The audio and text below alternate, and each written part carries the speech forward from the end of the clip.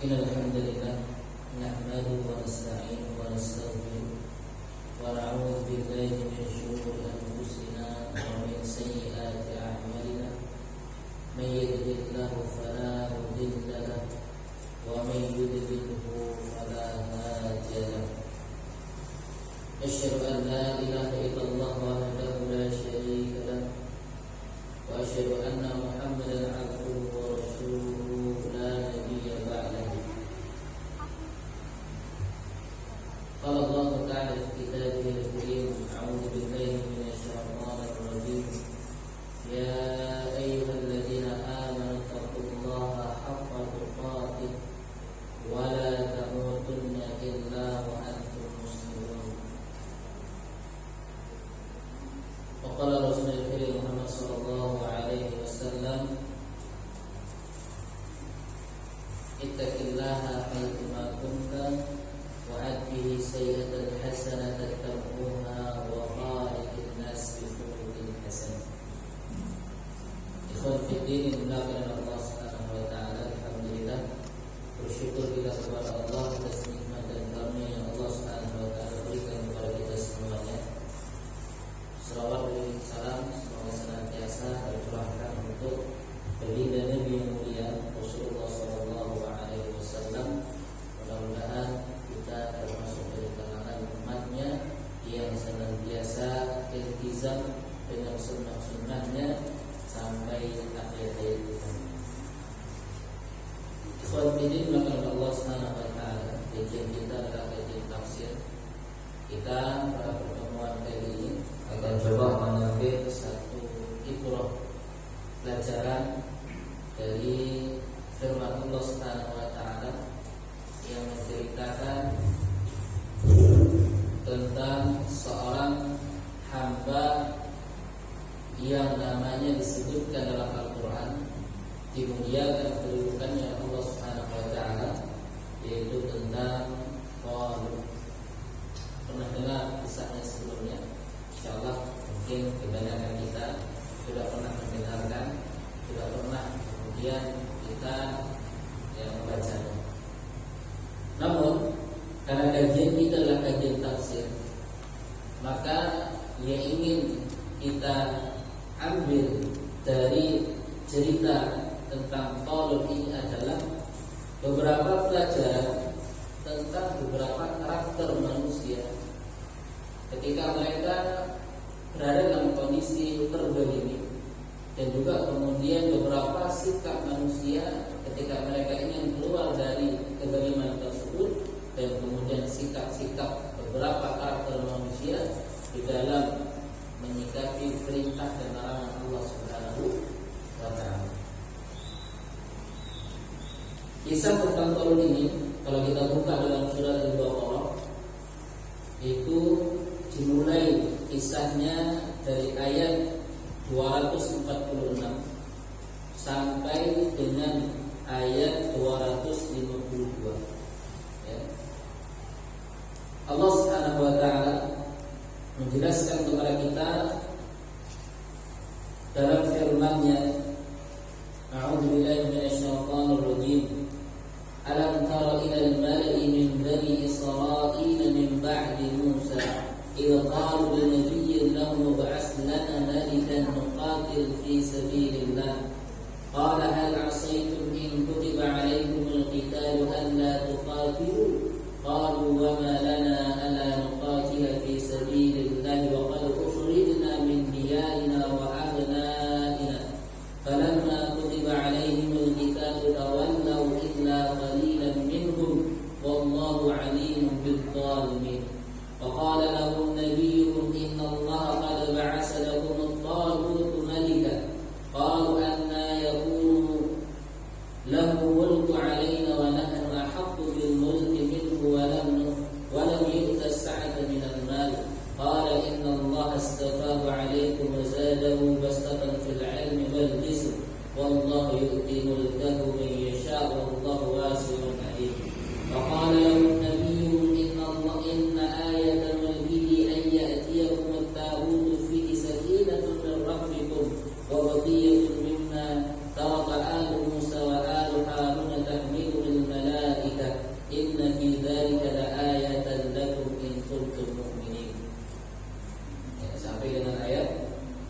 256.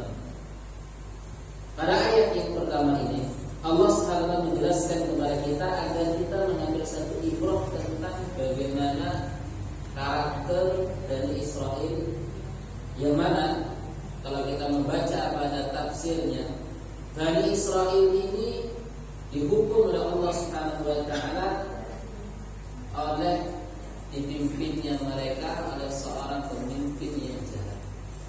Dijajahnya mereka, negeri mereka dikuasai, ya, kemudian kalau kita bahasakan dengan bahasa kita, hasil bumi mereka dirampas, kemudian anak-anak muda di kalangan mereka diambil dijadikan budak, dan kemudian negara mereka hampir setiap saat mendapatkan serangan, yang mana serangan itu datang dari seorang raja yang sangat zalim. Siapa namanya? Siapa raja yang zalim itu? Jalut. Ya. Sehingga ketika mereka berada dalam kondisi yang begitu lemah, kondisi yang begitu terpuruk, dan kalau kita melihat kepada ayat-ayat yang lain yang menceritakan tentang kenapa Bani Israel itu, ya, dihukum oleh Allah Subhanahu wa taala, ya, mereka dalam kondisi lemah, dikuasai, terjajah dalam bahasa kita. Itu tidak lain tidak bukan karena mereka durhaka kepada Allah Subhanahu wa taala dan juga durhaka kepada nabi mereka. Dihukum oleh Allah itu lintas generasi, ya, panjang, ya, sampai dengan wafatnya Nabi Musa, mereka terus berada dalam kondisi sesat dan kemudian dalam kondisi mereka itu, ya, terpuruk. Apakah tidak ada nabi di tengah-tengah mereka? Ada, ya, tetapi Rasul sudah tidak ada, ya. Ada di antara mereka ada namanya Nabi Samuel, dan ada beberapa nabi yang lain disebutkan dalam tafsir, tetapi nabi ini, ya, selalu disikapi acuh tak acuh. Apa itu bahasa kita? Apa? Dicuek. Jadi mereka baru akan mau mendengarkan instruksi Nabi itu kalau mereka sudah dalam kondisi sangat terpuruk. Tapi ketika mereka dapat kebaikan, dapat kesenangan, mereka tidak mau kemudian mentaati Nabi yang ada pada mereka. Ya. Namun sebagaimana maklum bagi kita, yang namanya Nabi tidak punya kewajiban untuk mendakwahkan risalah Nabi itu. Paling-paling hanya mengarahkan saja kepada umatnya agar mereka tidak menyimpang. Ketika umatnya melakukan kemungkaran, paling hanya nasihat secara pribadi, tapi tidak ada risalah yang diturunkan untuk kemudian menyelamatkan mereka dari kesesatan tersebut. Karena tugas Nabi, ya. Karena untuk menyelamatkan satu umat dari kesesatan itu adalah tugasnya seorang Rasul. Ya, tahu kan perbedaan Nabi dan Rasul? Nah, dalam kondisi yang sudah sangat terpuruk, mereka hina, harta mereka dirampas, mereka mesti membayar pajak kepada Jalut yang sangat zalim yang kemudian menguasai dan menjajah negeri mereka. Maka mereka akhirnya duduk rebutan lagi, ya, cari solusi. Masa kita mau kayak gini terus, ya? Akhirnya sebagaimana Allah ceritakan di sini, ya, akhirnya mereka mendatangi nabi mereka yang hidup pada saat itu. Ngapain? Mereka minta konsultasi dan kemudian mereka minta kepada nabi mereka tersebut agar diangkat, dipilihkan dari kalangan mereka seorang pemimpin baru yang memimpin mereka untuk mengatur mereka, mengembalikan kejayaan mereka dan kemudian mengalahkan, ya, Jalut yang telah menjajah mereka sekian lama. Ya, itu permintaan mereka. Ya. Namun, ya, Nabi yang kemudian dimintakan pendapatnya oleh mereka, yang kemudian mereka konsultasi untuk mendapatkan solusi, itu bertanya kepada mereka, ya, qal hal asaitum in kutiba alaikumul qital alla tuqatilu. Ini betulkah ini kata Nabi tadi? Kalian minta diangkat pemimpin, yang nanti pemimpin tadi itu akan memimpin kalian berperang. Kalau seandainya pemimpin itu ada, ya, betulkah kalian itu mau berperang? Apa jawaban Bani Israil? Bani Israil mengatakan, qalu wa ma lana alla nuqatila fi sabilillah apa sih yang menjadikan kami nggak mau berperang di jalan Allah? Padahal waqad ukhrijna min diyarina, kami diusir dari kampung halaman kami. Ya. Wa abnaina, kami anak kami terusir, bahkan ada anak-anak kami sebagian disebutkan dalam tafsir itu diambil oleh si Jalut dijadikan budak di Jalut. Ya.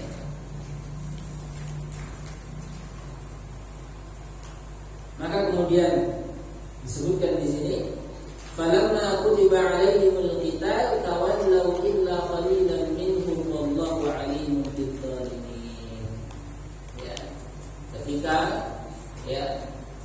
sudah ada pemimpin di tengah mereka, kemudian siap memimpin mereka untuk berjihad, dan kemudian kewajiban jihad tadi itu sudah ditetapkan bagi mereka, apa yang terjadi?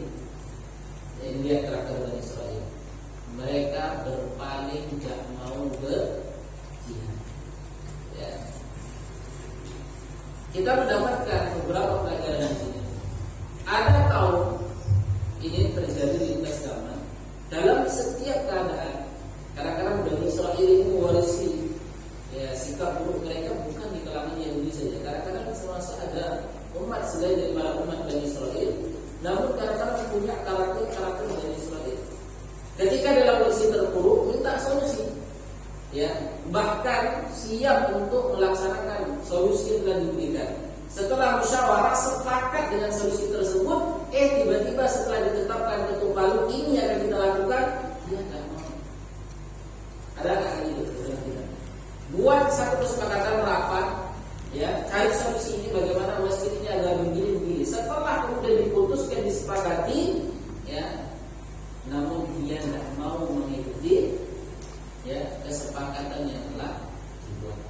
Ini kalau ada makhluk-makhluk seperti itu, berarti itu bisa jadi ada jarak Bani Israil pada diri.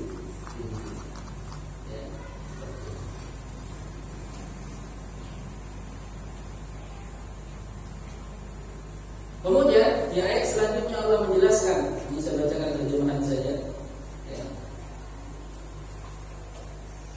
Dan Nabi mereka berkata kepada mereka, sesungguhnya Allah Subhanahu wa Ta'ala telah mengangkat Talut menjadi rajamu. Mereka menjawab, bagaimana mungkin Talut memperoleh kerajaan atas kami, sedangkan kami yang lebih berhak atas kerajaan itu daripadanya, dan dia tidak diberi kekayaan yang banyak. Kemudian Nabi mereka menjawab, Allah telah memilihnya menjadi raja kamu dan memberikan kelebihan ilmu dan fisik. Allah memberikan kerajaannya kepada siapa yang dia kehendaki, dan Allah Maha Luas, Maha mengetahui. Awalnya mereka datang minta solusi, setelah mereka remukkan sendiri tak ada solusi dalam keluar, masing-masing ini jadi pemimpin. Akhirnya mereka datang kepada Nabi mereka minta keputusan. Kalau bahasa tafsir tersebut, ya sudahlah, kami lugowo, pilihkan di antara kami ini siapa yang jadi pemimpin, siapapun yang kamu pilih oleh Nabi kami ikuti. Namun ternyata Nabi itu tahu ini karakter mereka ini tidak ada yang betul satupun. Kalau diberi amanah pasti khianat. Kalau dipercaya pasti nanti nggak betul. Nggak ada yang jadi pakai, walaupun ketika kampanye mengatakan kami siap ini, tapi mereka bukan orang yang jujur. Maka kemudian Nabi pada saat itu mengatakan kepada Bani Israil bahwa Allah telah menentukan untuk kalian, wahai para pemimpin Bani Israil, seorang laki-laki yang kalian sangat tahu siapa dia. Kalau kita baca biografinya Talut itu, dia bukan orang kaya, juga bukan berasal dari kalangan orang berkedudukan, hanya seorang petani. Namun dia memiliki dua kelebihan, di samping kelebihan yang lain, yang mana kelebihan itu tidak dimiliki oleh siapapun dari kalangan pemuka Bani Israil yang hidup di zaman itu. Apa kelebihannya? Apa Pak? Bastatan fil ilmi wal jism. Allah lebihkan Talut dibandingkan orang-orang lain pada masa itu pada dua hal yang sangat urgen. Satu, memiliki ilmu pengetahuan yang sangat tinggi. Kenapa? Dia akan menjadi seorang raja, raja yang nanti dituntut untuk mengembalikan kemuliaan Bani Israil, raja yang nanti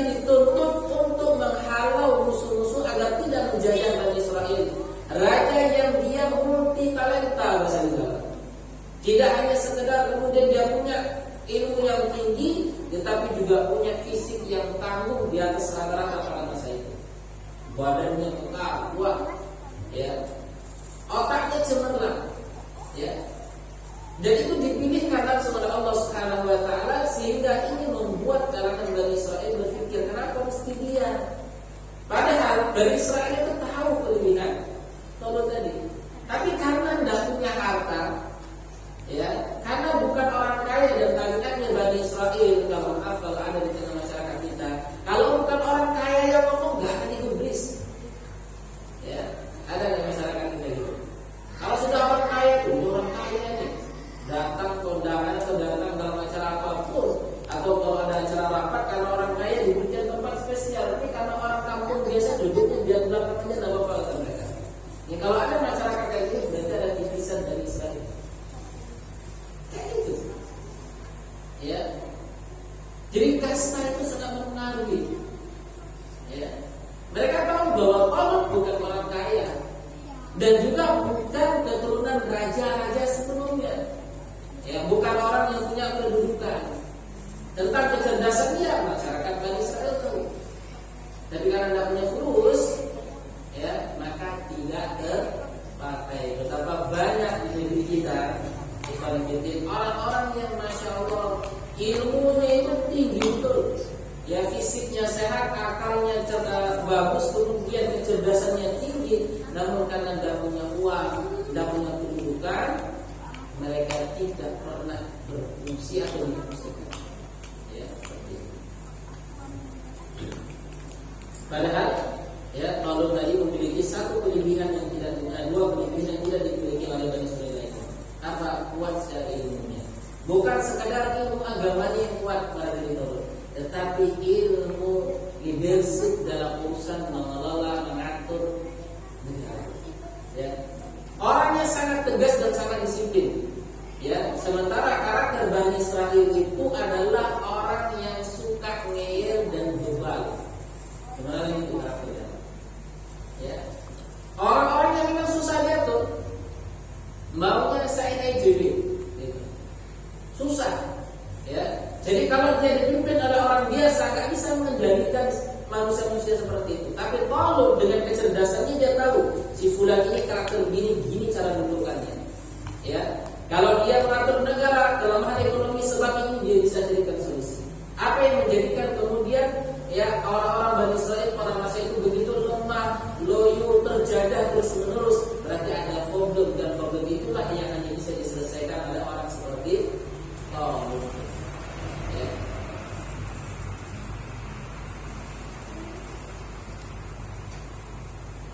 Kemudian Bani Israil mengatakan, dan Nabi mereka berkata kepada mereka, sesungguhnya tanda kerajaan, ya, ialah datangnya tabur kepadamu, yang di dalamnya terdapat keterangan dari Tuhanmu dan sisa peninggalan keluarga Musa dan keluarga Harun yang dibawa oleh mereka.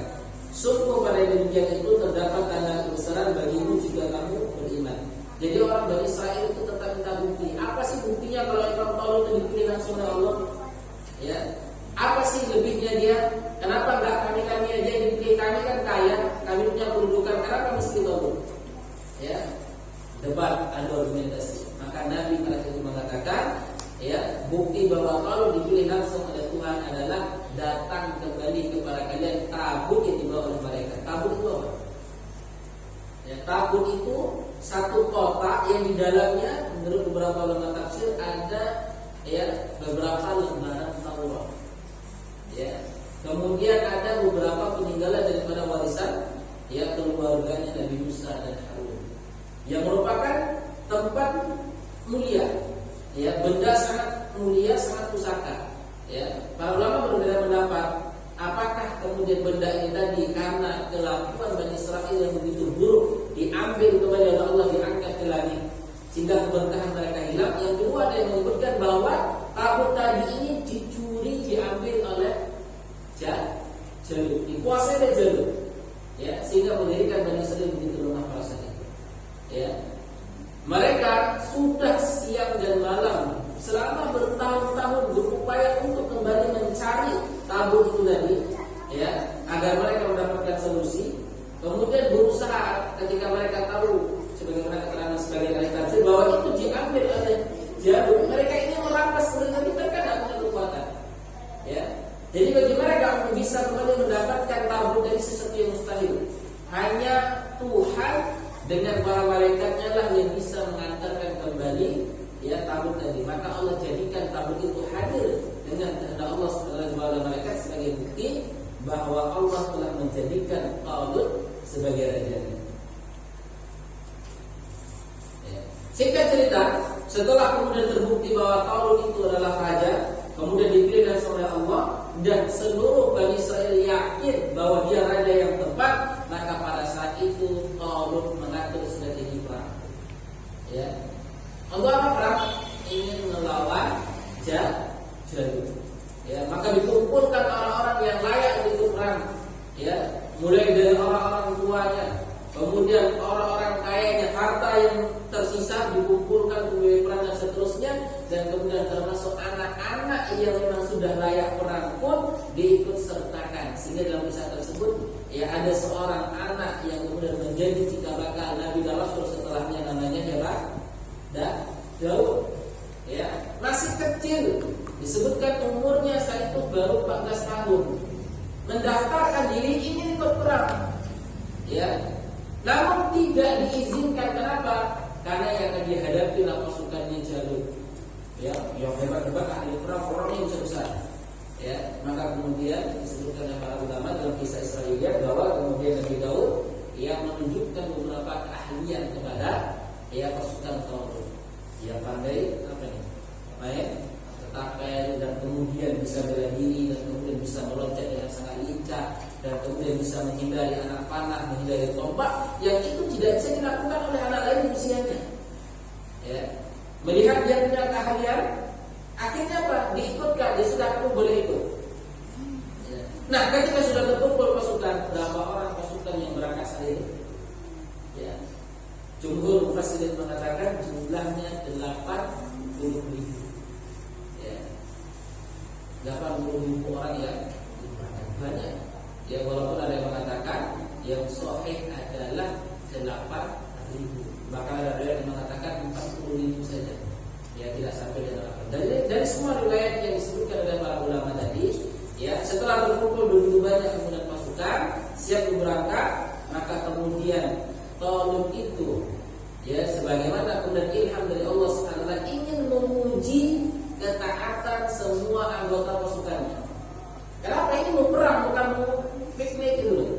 Ya, senjata sudah oke, pakaian perang sudah. Ya, kemudian perjalanan yang akan mereka tempuh itu jauh. Ya, perjalanan berhari-hari. Ya, maka Talut kemudian berpidato di depan kaumnya dan mengatakan falamma fasala Talut bil junud qala innallaha mubtaliikum binahar. Ya. Maka ketika Talut membawa para tentaranya, dia berkata kepada tentara-tentaranya yang jumlahnya banyak dari itu. Apa pesannya? Innallaha mubtaliikum binahar. Hati-hati. Dengarkan pengumuman ini bahwa Allah Subhanahu wa taala akan menguji kalian dengan sebuah sungai. Ya. Ini sebelum berangkat sudah diingatkan. Karena Talut sangat tahu perjalanan jauh, bekal air yang dibawa terbatas. Mereka pasti nanti akan panas terik dengan matahari yang begitu luar biasa. Dan diingatkan innallaha mubtaliikum binahar, bahwa Allah akan uji kalian dengan sebuah sungai.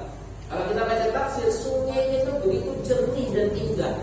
Ya, saking jernihnya bisa nampak ikan-ikan di dalamnya, bisa langsung diminum, Pak.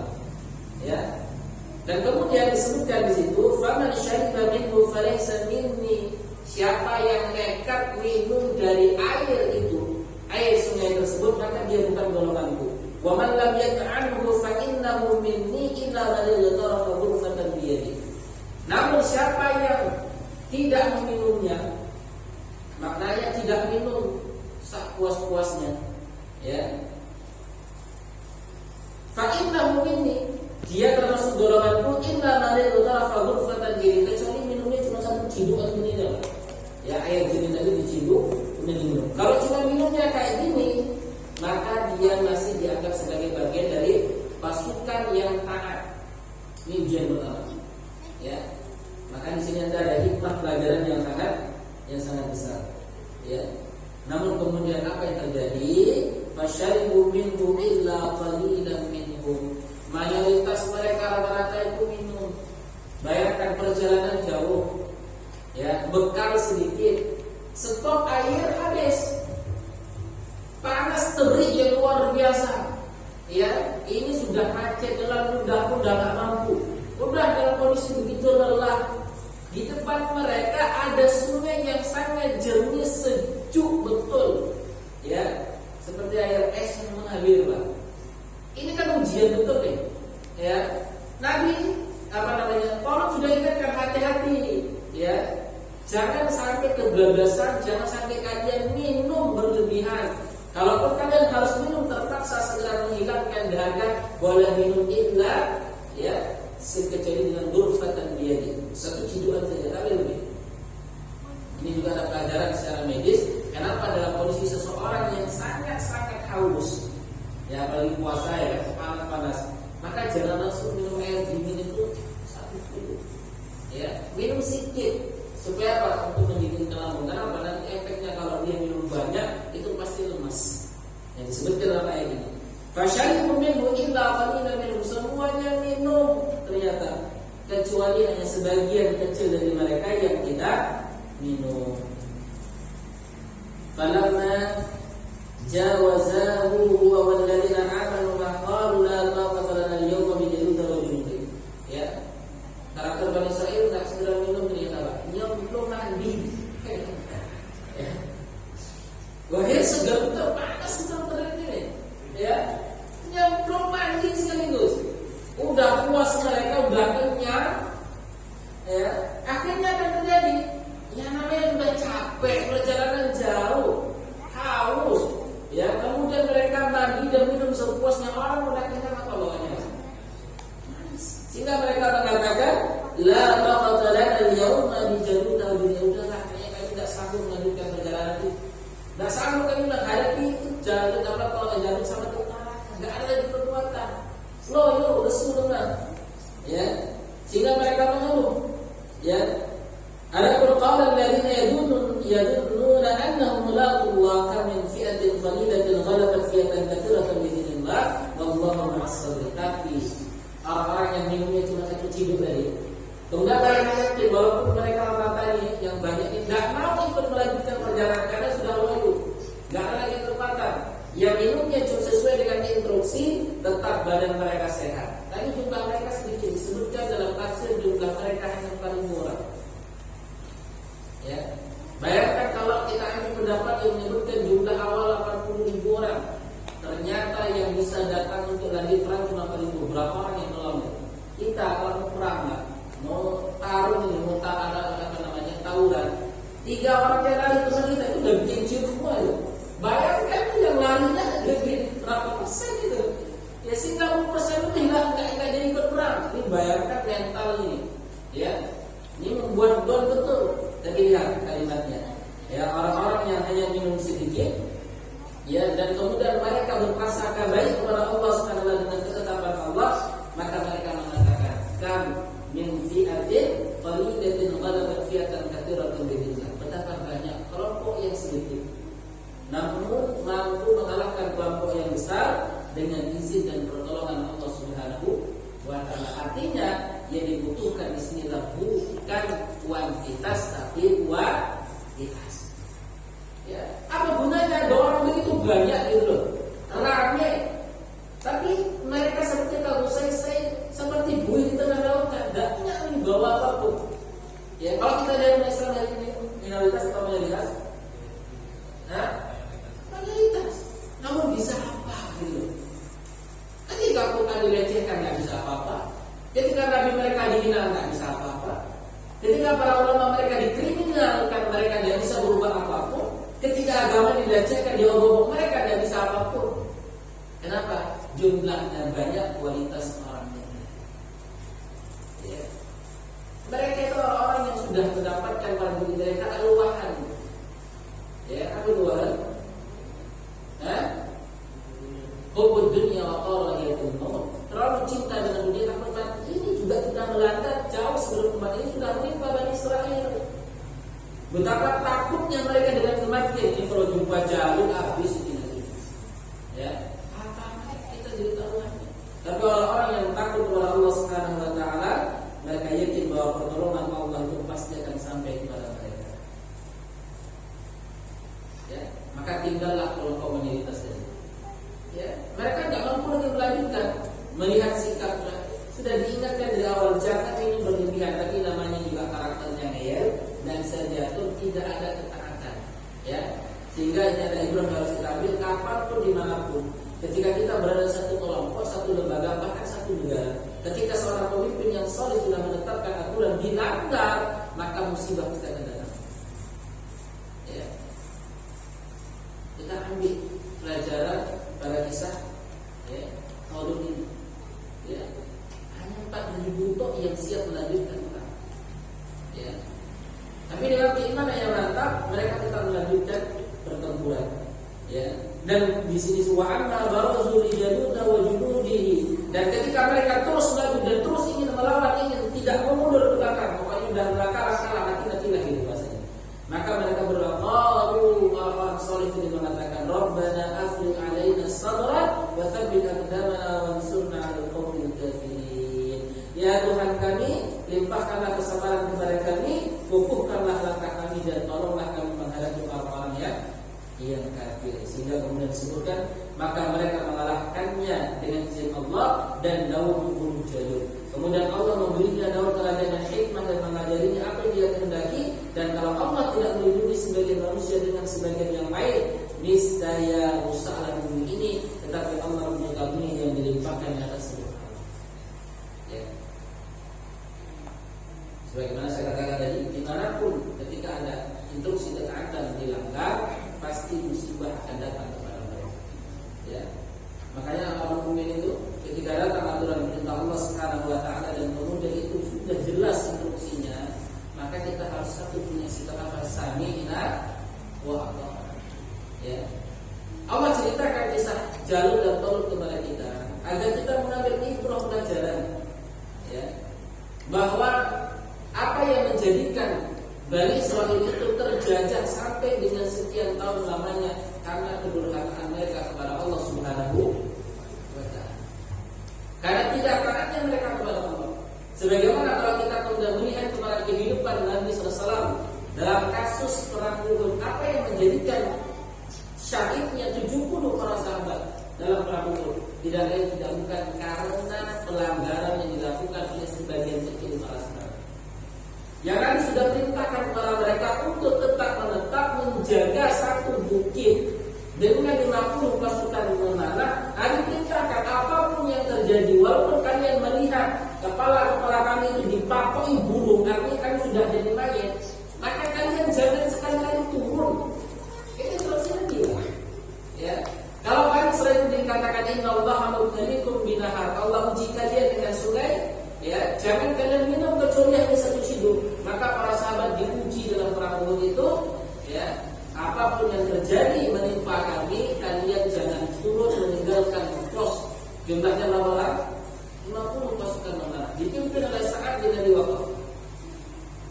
Ya, namun lihat ketika mereka melanggar aturan Nabi, melanggar perintah Nabi, ya, sesuatu yang tidak pernah dipikirkan sebelumnya akhirnya menimpa mereka. Allah menegur mereka, nanti silakan dibaca dalam surah Al-Imran.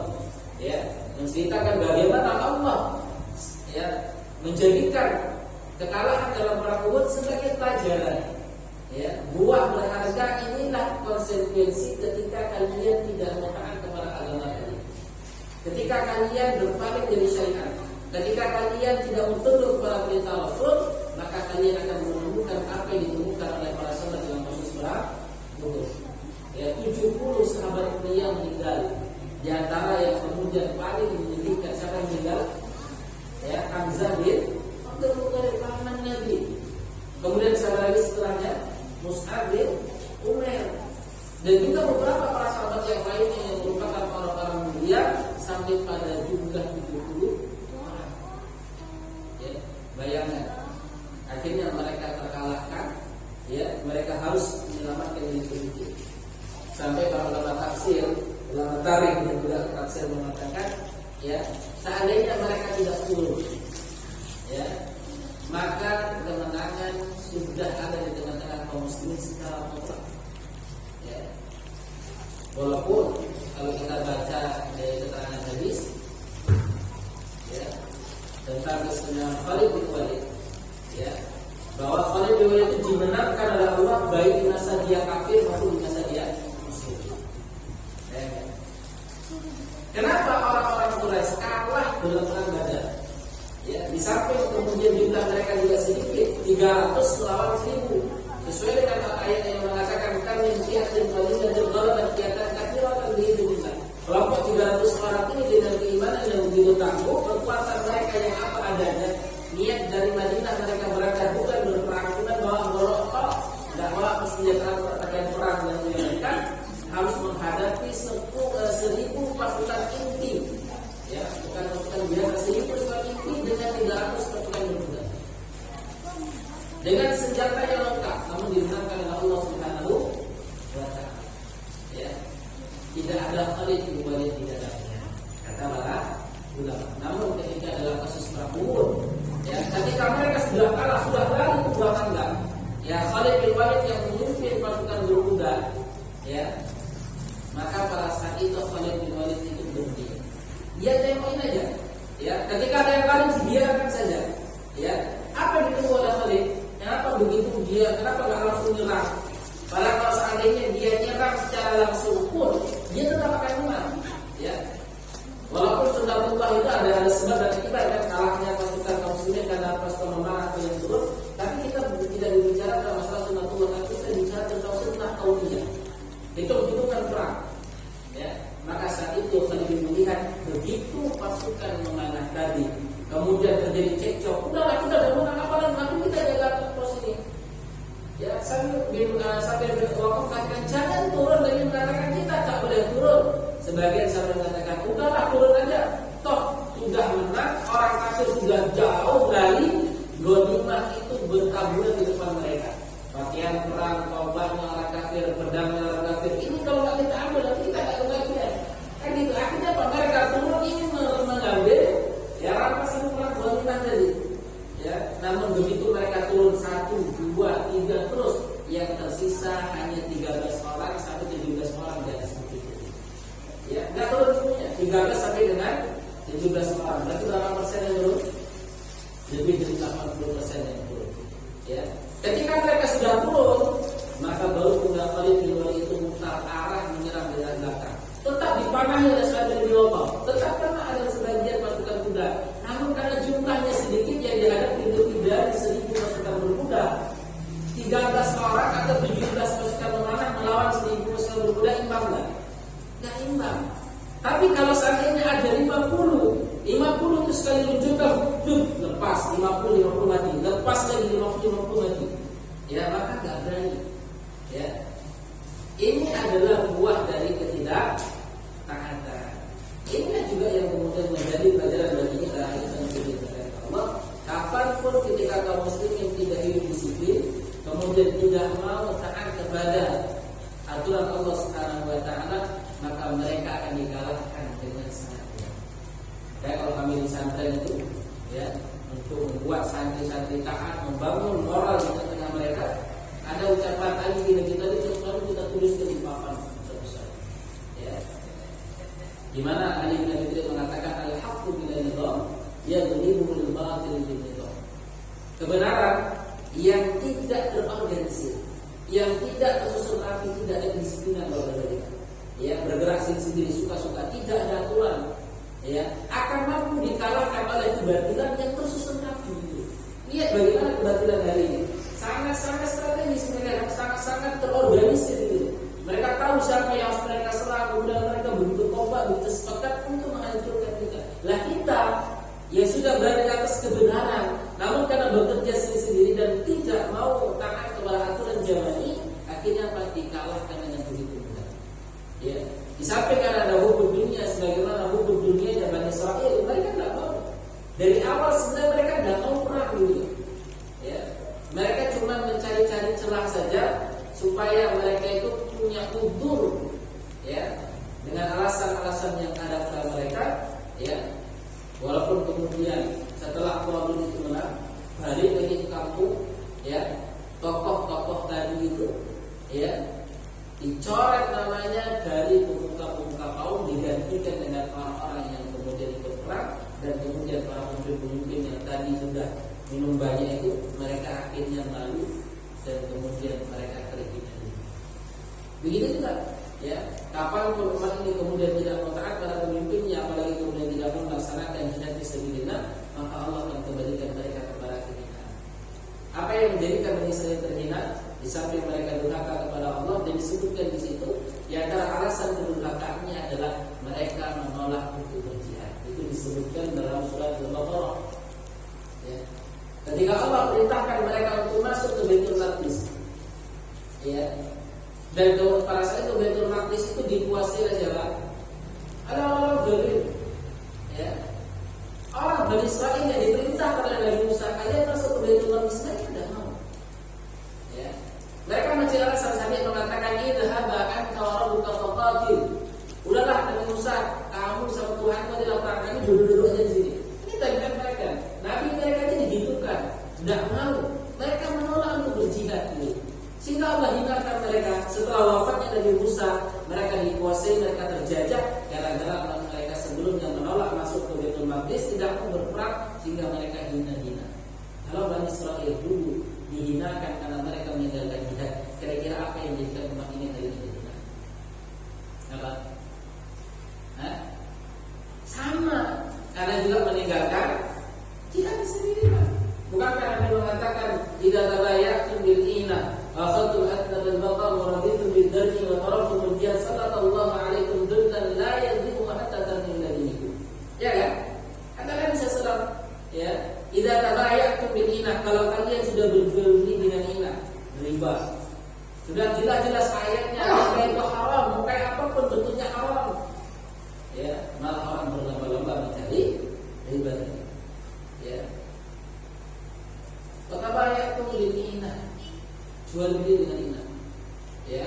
Wa khatab anta bil baqar, kemudian kalian ikuti ya apa ekor kuda, ekor ternak, jadi maksudnya adalah sibuk dengan peternakan. Walaupun bizarnya sibuk dengan pertanian, perkebunan dan seterusnya. Wa tarakum jihad, kalian tinggalkan jihad di jalan Allah sallallahu alaihi wasallam. Allah timpakan kehinaan kepada kita. Ya. Kehinaan. Apa yang menjadikan para sahabat begitu mulia? Ya. Tidak terjajah. Bahkan Islam itu mampu menguasai dunia lebih dari 1.300 tahun namanya. Ya, Khulafaur Rasyidin 30 tahun. Kemudian digantikan lagi oleh dinasti Umayyah berapa tahun itu? Ya. Kemudian diganti lagi oleh dinasti Abbasiyah, diganti lagi sampai dengan terakhir Turki Utsmani, itu jumlah total 1.300 tahun lebih. Dunia tidak terjajah. Tokoh para ulama menyebutkan karena mereka tidak pernah meninggalkan jihad. Jadi setiap tahun selalu ada pasukan perang yang dikirim untuk melakukan pembebasan al-futuhat al-islamiyah. Dibebaskan negara sampai pada tingkat ya Belanda, sebagaimana disebutkan itu separuhnya sudah menjadi negara kaum muslimin. Ya, Italia dan sebagainya itu sudah masuk ke dalam wilayah kaum muslimin. Bahkan Rusia sekalipun ya itu dulu adalah sebagian besarnya adalah wilayah kaum muslimin. Indonesia juga sudah masuk ke dalam wilayah khilafah dan seterusnya. Hebat, tidak ada yang kemudian merendahkan mereka, tidak terjadi ekonomi kuat karena mereka menghidupkan jihad fisabilillah. Namun ketika mereka meninggalkan jihad itu, maka Allah hinakan mereka sebagaimana Allah telah memberikan pelajaran kepada mereka. Hinanya Bani Israil